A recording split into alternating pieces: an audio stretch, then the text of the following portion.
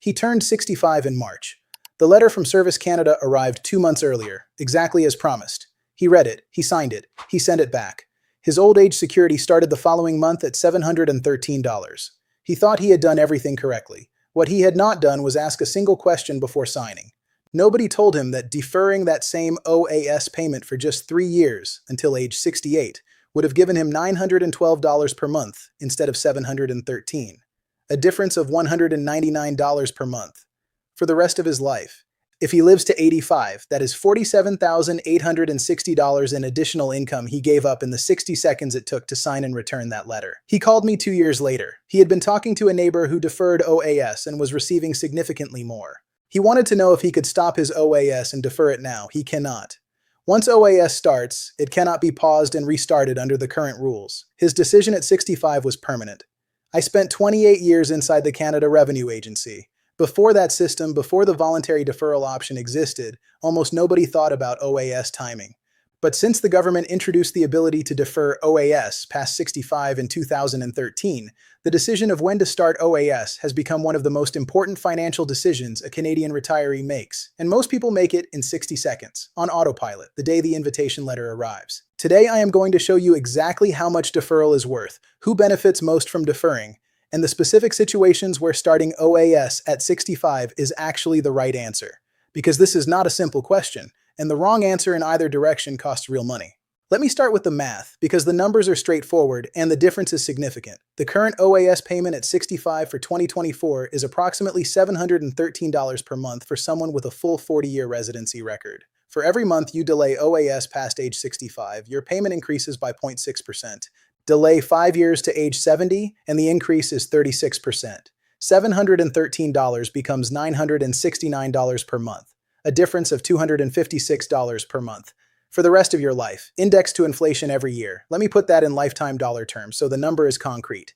If you start OAS at 65 and live to 85, you collect 20 years of payments. At $713 per month, that is $171,120 over your lifetime, not including the annual inflation increases. If you defer to 70 and live to 85, you collect 15 years of payments at $969 per month. That is $174,420. The deferred amount is higher by about $3,300 in pure total lifetime payments, not counting inflation, even though you received 5 fewer years of payments. That is the break-even math at a lifespan of 85.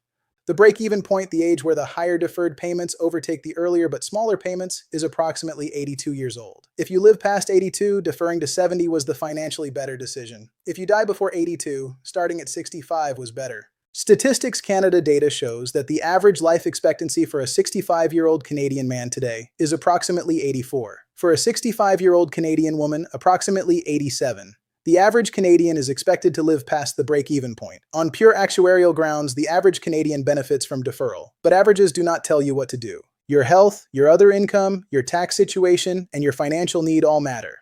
So let me walk you through the 5 situations where the deferral decision goes one way or another, because understanding your specific situation is the only way to make the right call. Situation 1. You are still working at 65 and you do not need the income. This is the clearest case for deferral.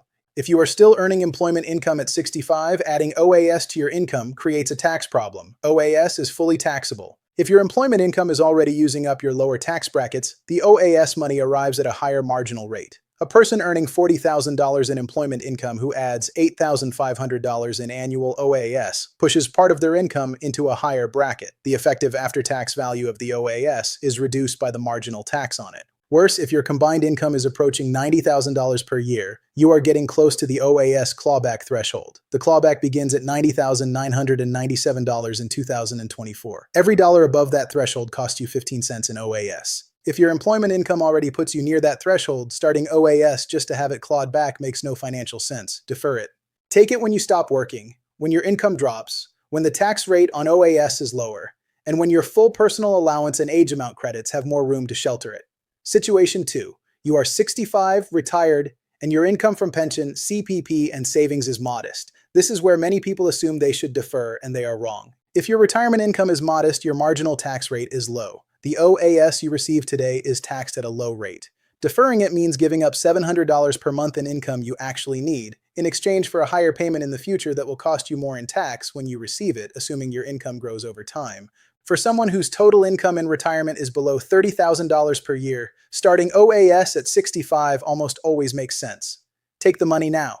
The tax on it is minimal. The income helps. The break-even math is less important than the immediate cash flow. Situation 3. You are 65 with significant health issues or a family history of shorter lifespan.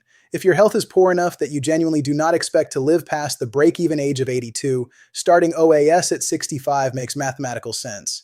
You will collect more total dollars over a shorter lifetime by starting early. This is the category most commonly cited in favor of early OAS, and it is a legitimate reason. But be honest with yourself about this assessment. Many people overestimate their health risk. A person with managed high blood pressure who worries they might not make it to 82 is almost certainly going to make it to 82. The break-even calculation should be applied to a realistic life expectancy, not a pessimistic one. If your doctor has given you a specific prognosis, that is a legitimate input. If you are simply anxious about your health, that is not. Situation 4. You are 65 in a couple where one partner has significantly more CPP income than the other. This is the situation that most financial planners miss, and it is the one with the largest potential impact. In a couple, the OAS deferral decision should be made jointly, not individually. When one spouse dies, the surviving spouse faces a significant income reduction, particularly the loss of the deceased's OAS. The surviving spouse continues to receive their own OAS, but not the deceased's. If the higher income spouse defers their OAS to 70, their OAS payment is 36% higher. When they die, their OAS stops, but the elevated CPP survivor benefit that goes to the surviving spouse is not affected by their OAS deferral. The higher income spouse's deferred OAS provides 36% more income to the household for as long as they live, with no drawback from a survivor perspective. Meanwhile, if the lower income spouse starts OAS at 65 while the higher income spouse defers, the household receives OAS income from the lower income spouse's account during the deferral period, partially offsetting the foregone income. This coordinated approach, lower income spouse starts OAS early, higher income spouse defers to 70, optimizes the household's income in multiple scenarios, including the scenario where the higher income spouse dies first and the survivor is left with lower total income. I sat with a couple, call them Howard and Jean. Howard had a large workplace pension of $44,000 per year and CPP of $15,000. Jean had a small CPP of $7,000 and no workplace pension. They both turned 65 in the same year. Howard's financial instinct was to start both OAS payments immediately to maximize household income. When I showed them the coordinated deferral math, the picture changed. Jean started her OAS at 65. Howard deferred his to 70. Jean's immediate OAS of $700 per month partially offset the income they were giving up by deferring Howard's. Howard's deferred OAS at 70 came in at $969 instead of $713. Over the remainder of their lives, the coordinated approach generated approximately $38,000 more in total household income than starting both payments at 65. Howard and Jean had not considered any of this before we sat down. They would have both signed their OAS forms at 65 without a second thought. Situation 5.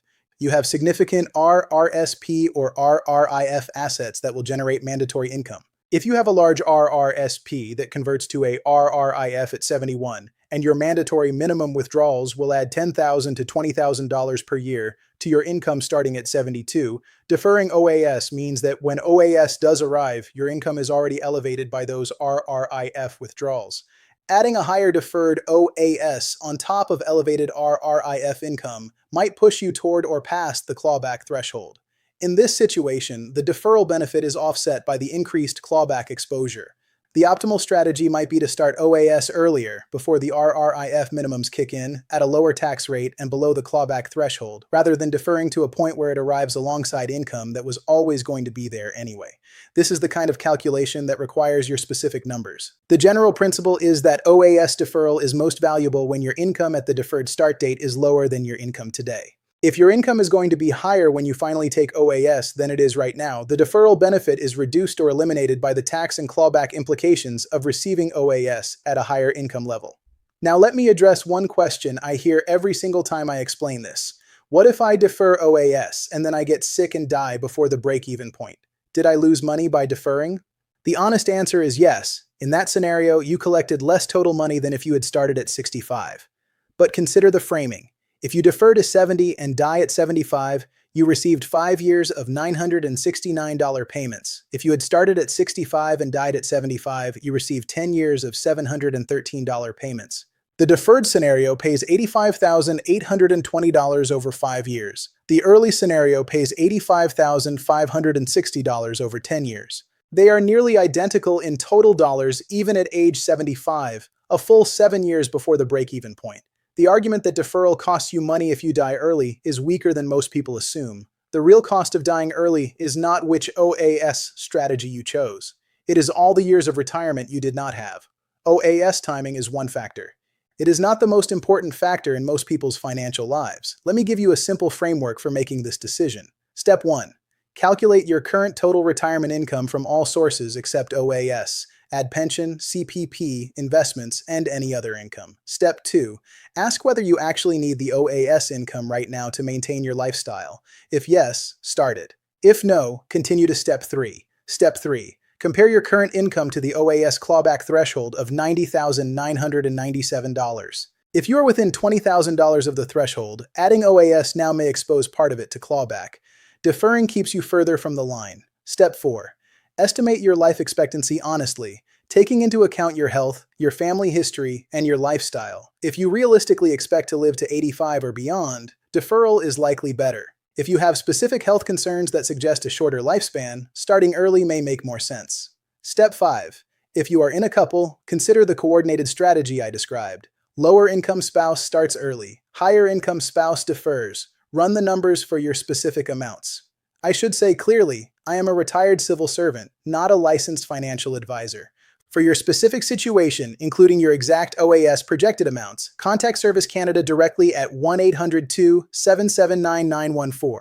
They will give you your projected OAS amounts at different start ages so you can run the math yourself before you decide. One more point for Canadians who came to Canada later in life. If you have fewer than 40 qualifying residency years at 65, each additional year of residency between 65 and 70 increases your base OAS entitlement in addition to the deferral bonus. Deferring OAS does two things simultaneously for you. It adds 0.6% per month of deferral, and it increases your base entitlement if you are still building residency years. Call Service Canada and ask them to calculate your projected OAS at different start dates. That conversation costs nothing and gives you the numbers you need to make an informed decision. The man from the beginning of this story cannot reverse his decision. His OAS started at 65 and it will stay at $713 for the rest of his life. He spent 60 seconds making a decision that will affect his income for 20 or more years. You now have the information he did not have. When that letter arrives, do not sign it on that same day. Take a week. Run these numbers carefully. Then decide.